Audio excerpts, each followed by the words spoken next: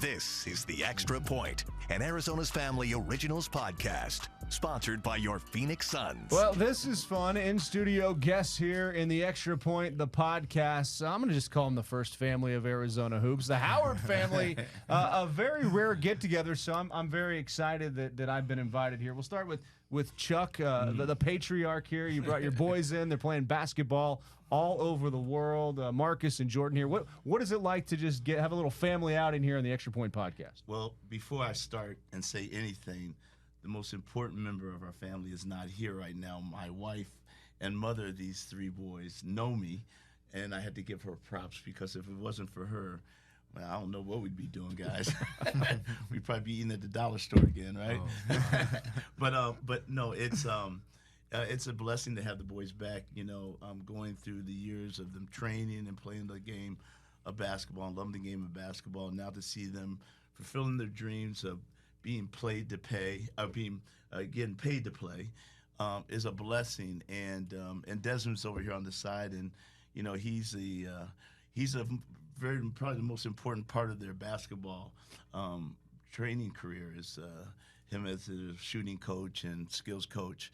But as a big brother, you know, being the big brother that everybody. He taught them everything they know, right? Well, you know, he's a protector. He does it all, and he has two kids right now too. He has two young ones, so for him to be able to juggle and do all these different things, you know, I'm really proud of him and the man and the father he's become. But as a father, to see your three boys, you know, so connected.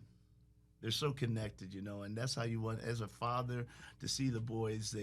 You know, it could be very competitive, right? You know, Markus having his career at Marquette and Jordan having his career at UCA and Desmond doing his career in a different path. It could be a lot. I mean, there could be jealousy. There could be all different kinds of things that could break a family apart. But honestly, because of our faith in God and our Christian foundation, these boys just love each other, and when we get together, it's just like it's party time again, you know. And every father has a vision of what they want it to be, and I'm just blessed to say it's been everything I've wanted it to be. Well, it's so fun to just see. I mean, you can just see the look in your eyes, the smile on your face. How many days do you officially get together before you guys are back traveling around the globe and hooping once again? Yeah. So this year is a little different, just because just Jordan being into the Olympics now. You know, obviously that time has been shortened. I'll let him kind of touch on it, but you know, usually when our seasons end, we have about 2 months together. You know, from middle of June till about middle of August. So that's usually what we can always bank on each and every year, just with us playing in Europe. But this year has been a little different. Obviously, you know, Jordan, you know, doing some amazing things, you know, with the Puerto Rican national team, and them being able to, you know, reach the Olympics. And you know, it's something that they haven't done in 20 years. So I mean, I'll let him touch on it. But yeah, we've had kind of a different summer this summer when it comes to all of us being together. It hasn't been as much, but we're happy for all that Jay's doing. Is the whole family staying with you in your room in Paris? Right. Yeah. I don't know how they're gonna house this many athletes, because I think it's 13 or 15,000 athletes. So wow. I know they have like the whole Olympic Village and stuff. So I've never been a part of something like that. I've been to the World Cup, which was a big event, but that we were able to. It was just basketball. This is every sport, you know, in the world. So, and every country. So, it's going to be amazing. So I'm excited for it. Yeah, we had USA and Canada last night. You saw that and you thought, whoa, is the U.S. vulnerable here? And then they kind of threw the switch here. So, as you approach the Olympic basketball tournament here, I mean, tell us about Team Puerto Rico. What the makeup is there? What the chances look like? Could you guys go literally shock the world? Yeah, I think we can. You know, I think we've kind of done that throughout the process. You know, for us, it's a smaller island, so I think out of all the basketball teams, we by far have the least amount of people that are on that respected country. So for us, it's always been kind of an underdog story. So we have a great group of guys that's been together for a couple years now, and we have really great guard play, some good bigs. Pretty deep team, and so for us it's just about playing together and being able to have the Olympic qualifier in Puerto Rico. It was amazing to be able to qualify for the Olympics in our home country, so it was special. And for us, we're going out there swinging, ready for it, ready to take on the Avengers and all the other teams. But it's exciting. I mean, it's what you dream about. And now that we're able to achieve that, it's special. First time in 20 years, or the last time was 20 years ago, Puerto Rico went. So. What is it like watching? Let's just start with what's the Olympics going to be like watching it for the two of you? Because, I mean, you playing, I would imagine, there's still probably some nerves, but you can't do anything about it. So are you living and dying with every possession here? How's it? What's it like? Are you going to watch it together? Oh, boy. Oh, I don't know if we'll watch it together, but I'll let Dad talk about it first. It's better watching it at home in your own comfort than out in public, because you can kind of be you. And my wife says I have Tourette's when I watch them play, but yeah, it's like it's tough. You want to see every shot go in. You want to see every position held well. You want to see your boys do it well. But yeah, it's going to be exciting for us. It's going to be something for us to. It's going to be great memories. We're not going to actually go to Paris. We're going to stay home and watch it. But we'll be there for sure. In spirit, that's for sure. I mean, I would imagine you have to stay up late to watch these guys a lot. How does that go? Yeah, it floats, man. Like a lot of times it's earlier, because when they're in Spain, they're 8 hours ahead of us. So sometimes it'll be as early as 5 in the morning, or maybe 8 o'clock, 9 o'clock is the average time in the morning to watch them. So they're always ahead. So yeah, I mean, it doesn't matter. We're gonna watch them no matter what. If it's 1 in the morning, 2, it doesn't matter. Did you ever think your job would be to play basketball like all over the world? Take me back to being. What's the age difference here? So I'm 25 and 28. Jordan's 28. All right, so going back to being 7 and 10, 8 and 11. If I would have told you this is your job, you would have told me what? You're crazy, just because for us growing up, our dream was always the NBA, and to say now that we're playing basketball, on the other side of the world, I mean, it's a blessing in itself, but it's something that we never would have imagined. And personally, for me, I had instances of being able to play in different countries when I was about 14 through 16. I was able to play in different countries, and had the opportunity to do that. But never in my mind did I think like my job would be to be playing in those type of countries. Like I played in Spain when I was 16, 17 years old. And it's funny because I go back now, and this past year we played in places that I played when I was that age. So, but yeah, I pinch myself sometimes. So I'm like, at that point in time in my life, I never would have thought this is where my life would have turned. But, God has a plan for us, and it's been one that, we wouldn't have traded for anything. And it seems like we were just watching you play against the Suns and playing for Denver. And I mean, just the whole journey. What has it been like? And what's sort of the long-term vision here for how long would you like to play professional basketball? Yeah, and the thing is, that's changed a lot over time. I had a set number or a set age I wanted to stop playing at. But at the end of the day, this isn't my story. It's where God has placed me, and, wherever he, thinks and ends, the game for me, I mean, that's when it'll happen. But for me, I'm just enjoying it each and every day. I try to get out there and play. But, yeah, just my journey has been one that has not been the prototypical journey. I've had a lot of different avenues I've gone to and gone through. So for me, it's been, just one of those things that I've enjoyed. It hasn't been easy by any means at all. But as I've continued to get older, I've embraced and, really been grateful for those times that really helped shape and harden me. And, I think, through the fire of it, I've really come out, and grown as a man and as a player. So I wouldn't, like I said before, I wouldn't trade it for anything.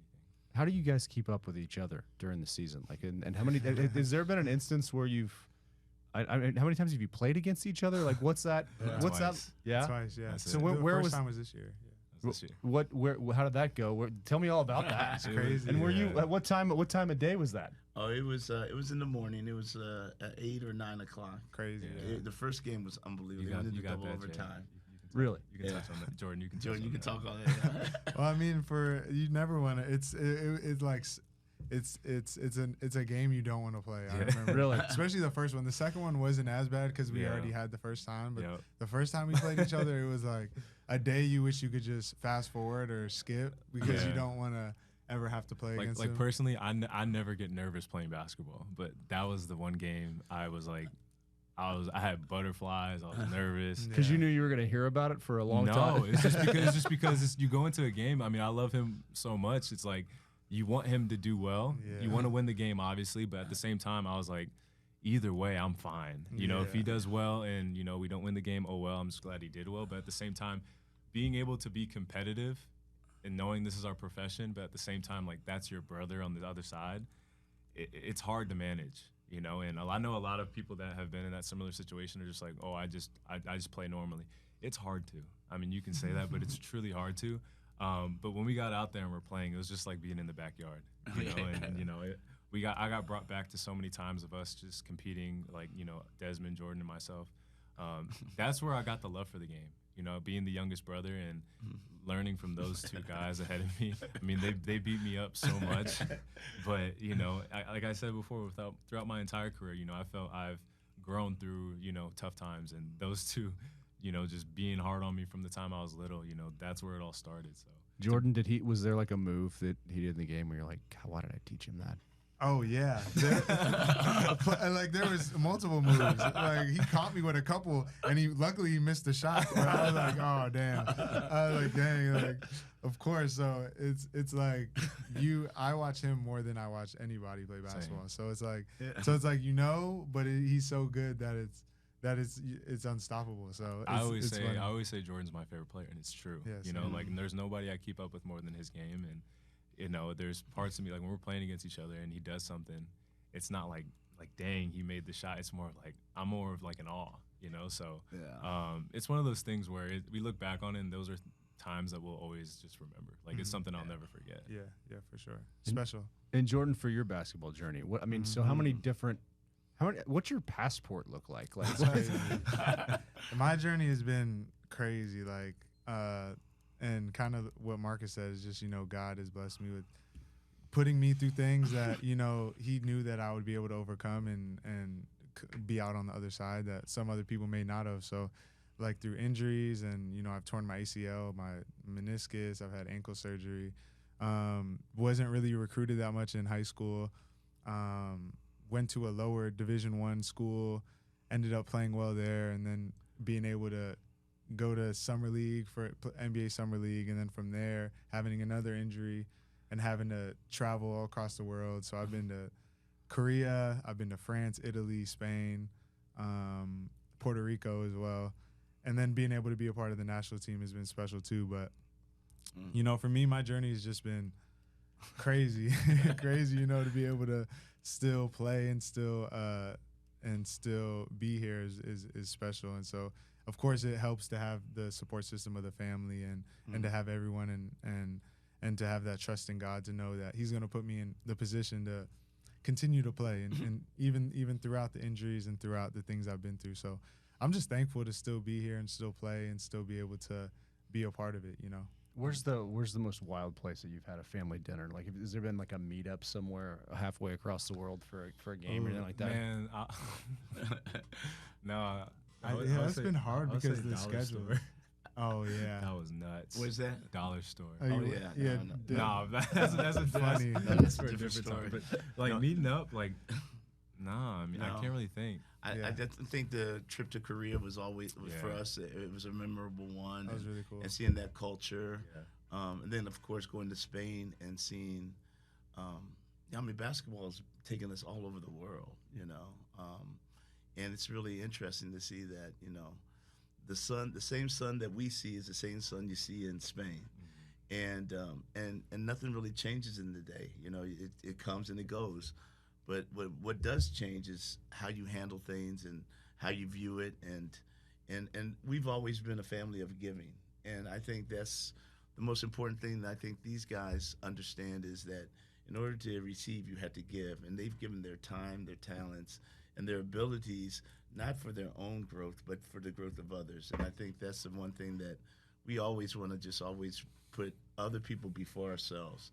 And when you do that, it just makes the world a better place. And it's good to be able to see them being out there doing that.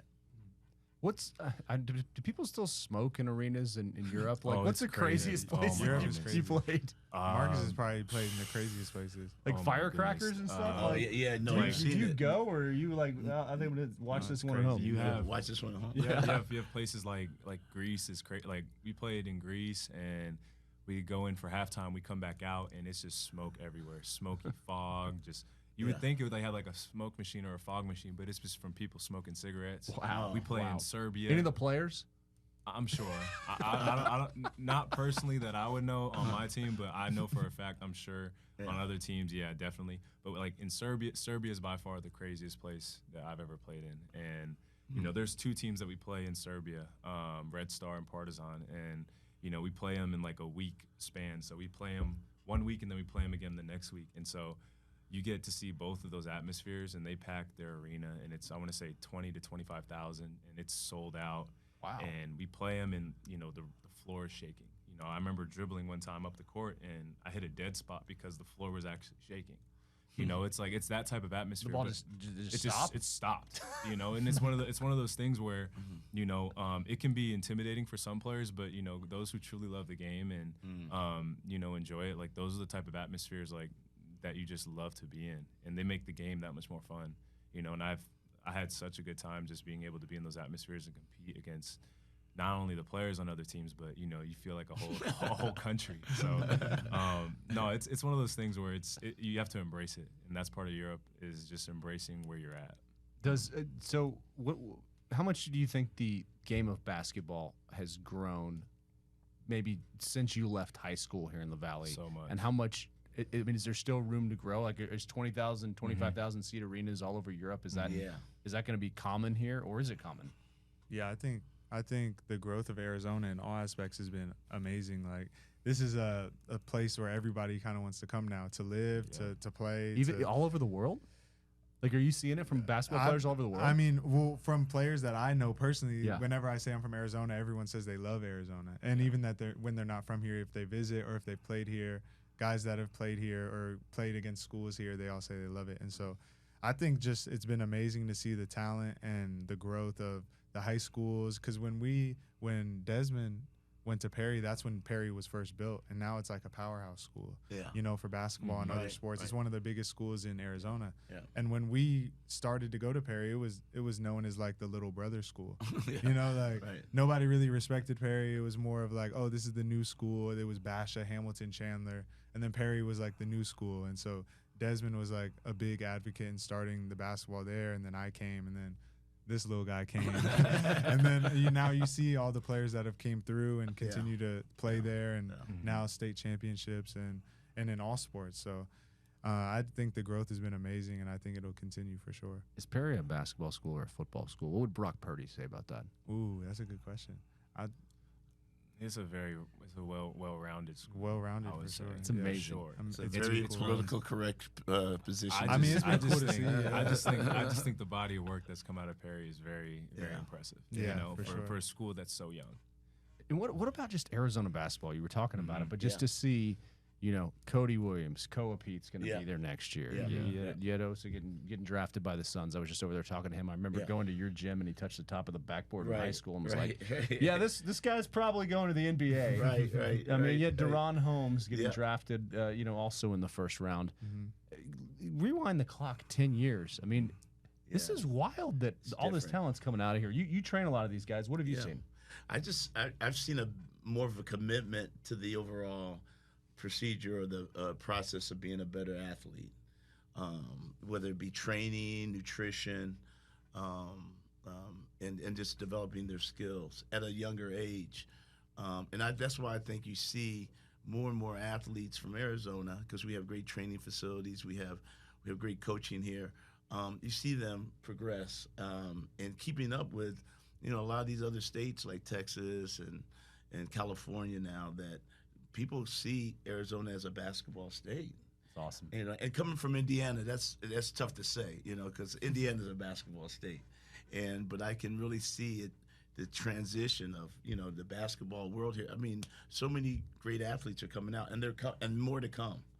There's more to come. You haven't seen some, but there's more to come for sure. Now, when you guys get back to town, do you look forward to the training sessions? You're like, oh man, we got some work to do. What's it like walking into his gym? Oh, like Dad will say it as well. Like that first week, oh, you're hype, you're excited. once you get to that, like I'm in that phase right now. Like once you get to the middle of the summer, you're like, man, you do the same thing every day. It's tough because he's killing you. But no, I mean, there's nothing better than being able to come home and work with the best that there is. You know, we're so fortunate that, you know, we're in a position to where this is our job, and when we come home, the people that we entrust, you know, getting us ready for the season are our dad and our brother. I mean, there's nobody better. You know, I've been around, and Jordan's been around some of the best, you know, players, coaches that there are. And personally, I mean, people might think that we're biased just because they're our family, but I personally believe that, you know, what my dad does, what our brother does in training us, like there's nobody better, you know, and they both have a vested interest not only in us, but in all their clients that they work with. You know, and when we're gone for 9-10 months out of the year and we're able to come home, like we're foaming, we're frothing at the mouth, just getting ready to go to work with them. So, you know, it's a lot of fun, and you know, we just push each other, and to be able to spend time together, it's the best. So, Jordan, take me through. Okay, so there's a 10-year-old, 11-year-old listening to this. What are the steps to become a professional basketball player? What do you need to do, and what do you how do you also make sure you get to be a kid as well and not just burn yourself out? I think a lot of it is self-awareness. You know, you have to know what you really want. And if what you really want is that goal, is sacrifice, you know.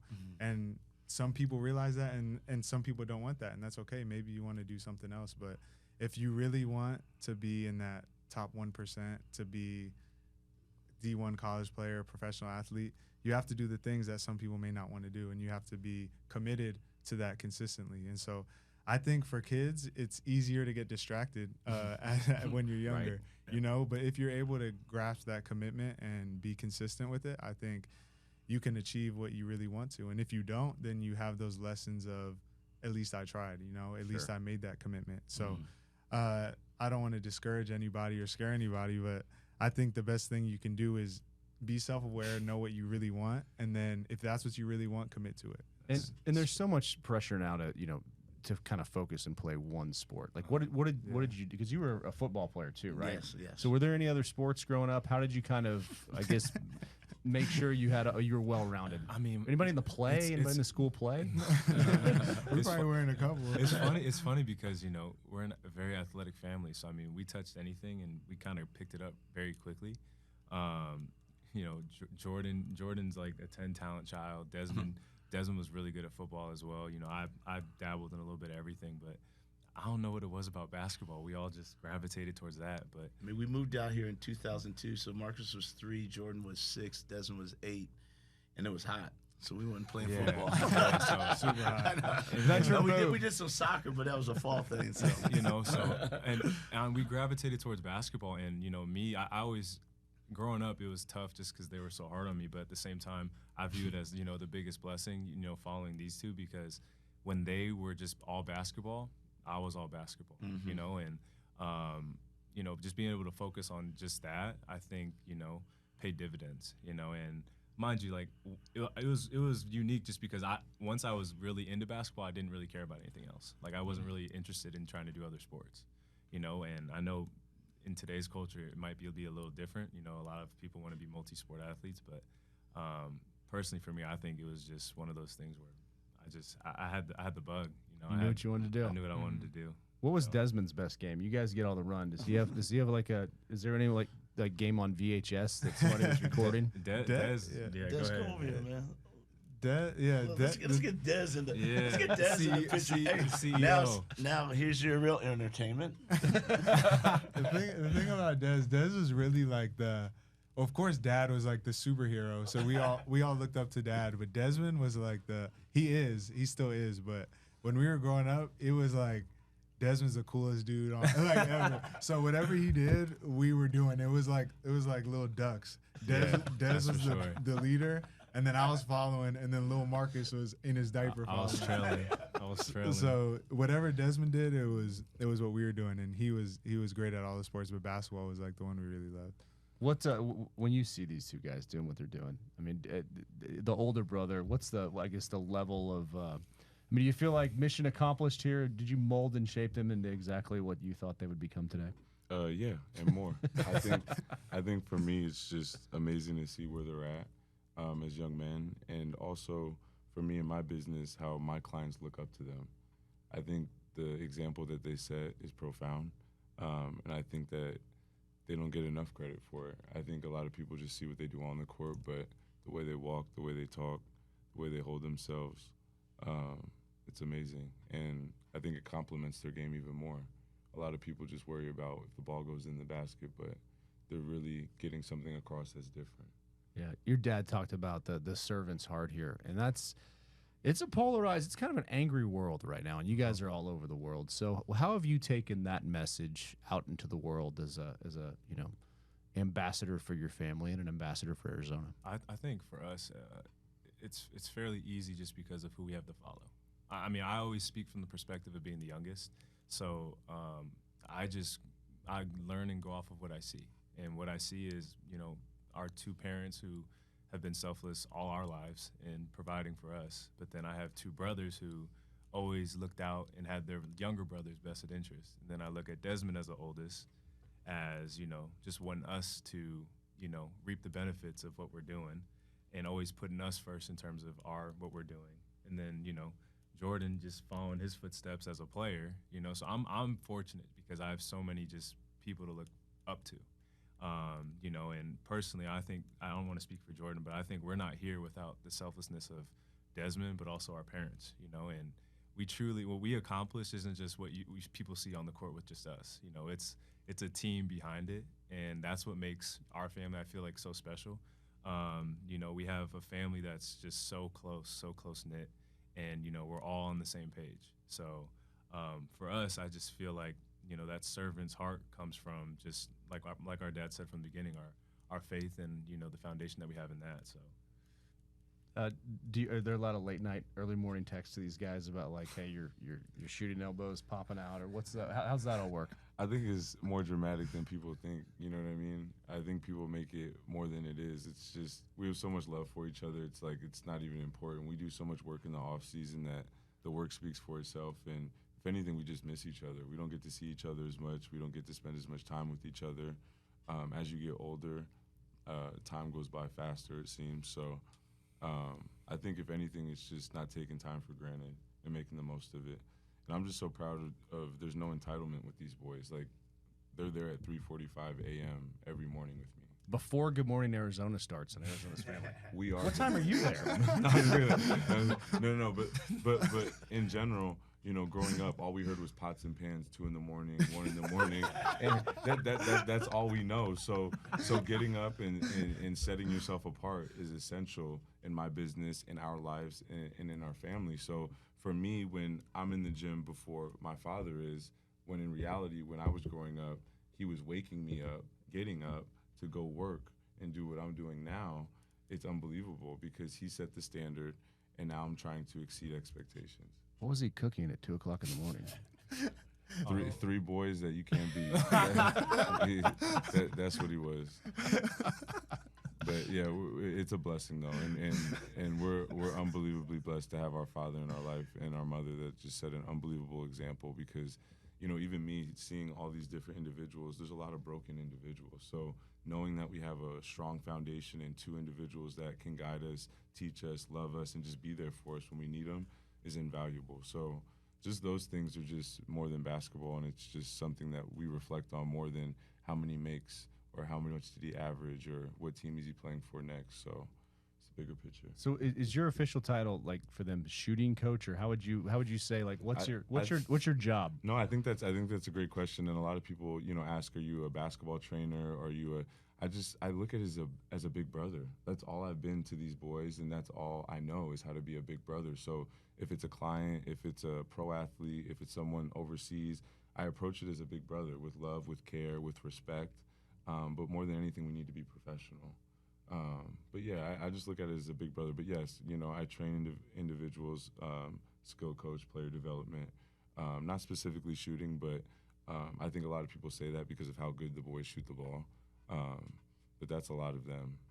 I push them, but it's God-given. What is the key when, like, if you're trying to teach someone how to shoot, like when you learned how to shoot, like, what first time you shot a basketball, what did it look like, and how did you refine it to get where it is now? Chuck's over there smiling. That's the one thing I would say. That's great. Yeah, because That is a good It's crazy question. because you would think whenever someone sees us and they're like, "Oh, your family played sports, right? They were basketball players." We're like, "No, like dad was an amazing athlete, In one sport. in football, but basketball, different story." Is he not taking the training for shooting yet? Is he just lifting? Oh, no. Which is crazy because it's like, how did we develop the skill set? He's It too was strong to shoot. He's too strong to shoot. We just loved it. We just loved the sport so much that we did it every day. And some of the fondest memories are just summer, us three alone. It's hot, and all we're doing is playing in the backyard. 2-on-1, baskets low enough so we can dunk on it. Them two versus you? Think of it as like if you get scored on, you have to stay on defense. There we go. I was on defense a lot. He was on defense a lot. Frozen strawberries. Oh my gosh. What's the all-time record? Like when did they? Oh man. When did they kind of get to where they are now? Like when was the last time you beat them handily? One-on-one. It's funny because I never took it serious. So for me, it was I loved basketball to an extent, but I never loved it until I saw the potential in them. Honestly, I never took it serious. I never loved the game, but I love my brothers. And friends come and go, but family's forever, and that's all we know. And as a big brother, it was my job to make sure that their gifts were maximized. Did you see the potential in yourself, or did they have to bring it out? I think there were spurts. I think Markus was like the one that we were like, okay, because he kind of developed super early because we were playing a lot, and physically and like basketball wise. So I think he was the one that we were like, okay, he's about to be something different. And for me, it was like I feel like my development was more over time. I had to continue to work on it and continue to really just put my head down and work. And we all worked, but it was just different for me because physically it took me longer to grow like into my body. So I think our development was different. But I think Jordan always had just skill. Like Jordan was like, from the time we were little, Jordan was just head and shoulders, skill-wise above everyone. So for me, I always was just watching. When I wasn't playing and I wasn't old enough to play, I would just watch. Anytime there was a timeout, I would shoot on the court. People would have to drag me off the court. Goggles. Oh man, I would. I mean, anytime I could just get a moment to shoot, I would do it. I always played up. I never played my age group. Did that help, or was that 100%? Yeah. And that's what I would suggest to a lot of parents nowadays. Is you see a lot of kids getting reclassing and getting held back and things of that sort. Mind you, like I've been the same size since I was in 7th, 8th grade, so I haven't gotten tall or anything. But for me, the biggest help for me was always playing against people that were older than me. My toughest competition was always these two, and for me that was the biggest thing. And I think but also too, when I was 4 or 5 years old, I just knew this was what I wanted to do. Like there was nothing ever really that steered me in a different direction of, oh, I might want to be, a teacher or a doctor. Like, I mean, those are all great professions, but that's just that's not what I was interested in. So I just think I was always very, very focused on just wanting to be the best basketball player I could be. And then do you stay here and train and watch him in Paris? Yeah. How does this go? The three of y'all just going to be living and dying watching it on TV? The thing is just when it comes to, like, even now, like, it's funny, working out this morning, like, there are times when Jordan will do a drill. I'm supposed to be doing my drill, but I'll stop to see what he's doing. And it's like I still kind of just am, in a way, I'm still like a little kid when I watch him play, because it's like I'm still that little brother that's like, okay, how's Jordan doing it? Like, I want to try and emulate it like that. So it's funny because even now, like, there's nobody I look up to more than these two. So, I mean, anything that they're doing, like, obviously, Jordan being on the biggest stage in the Olympics, like, we're going to be glued to the TV, and no one's going to be more vested in it than us. So, I mean, it's a time in our family right now where we're just so excited. We're so blessed that, he has this opportunity. But like my dad said earlier, we're going to be there in spirit, and we're excited just for the performance I know he's going to put on, just because, I've seen him every day. And, just the maturation and the growth that he's had over the years, I'm just excited because I know he's going to perform. So what's the next chapter look like after Paris and after shocking the world there? Do you guys go back? Are there more games? Do we have like we probably need to get highlights of this on the Extra Point TV show? Maybe like a post game Zoom. Is there another matchup scheduled here that we need to keep an eye on? I don't not particularly soon, right no. now. Yeah, we'll kind of know once I know where I'm gonna go after Paris. I still haven't decided where I'm gonna play yet, but yeah. How does that whole process work? Like I mean, the NBA's pretty in America. You get drafted or you sign a free agent deal. Like It's the same thing in Europe. I mean, you usually sign a contract with a team, and like me, I have a contract with my team in Spain. and that goes for a while, right? It depends. It yeah. depends. So, I mean, my contract's for so I've been on this team for 2 years, and then I've signed for 4 more. So I'll be in the same spot. But Could you come back over here and play? I could have the opportunity to. Yeah. Because that's but- what we hope too. We hope to get both of you guys back here playing for the Suns. I mean, yeah. hey, we'll see. It's Tell in them God's that. hands. We'll see. Yeah, from your mouth to God's ears. Yeah, so it just depends. It goes from player to player, but Jordan obviously is in the free agent market, so he'll have some choices to make. But I'll be back on the same team I was last year in Spain, so that's kind of the next games that'll be for me. But Jay has a lot of choices and decisions he has to make too coming up. That's all. I mean, is that stressful? Is it fun? Is Yeah, for it sure. one day, one play at a time? Yeah, it's stressful. I mean, it's a blessing, of course, but like each year, kind of not knowing exactly where you're going to be can be stressful. So it just has to depend. In Europe, it's different because you can't always find a spot that's perfect or a spot that you want to be for long term. So that's why for Markus, it's great. He's found a place where he wants to be and stay long term, and that's great. So you know where you're going each year. So for me, it's like every year, Dad knows. Every year it'll be like, all right, where are we going this year, or what's gonna be the plan? Yeah, or you get a call and say you got to leave tomorrow or something like that. So for me, I'm just hopefully I know it'll be the right position. I'll make the right decision. He's putting himself in good positions.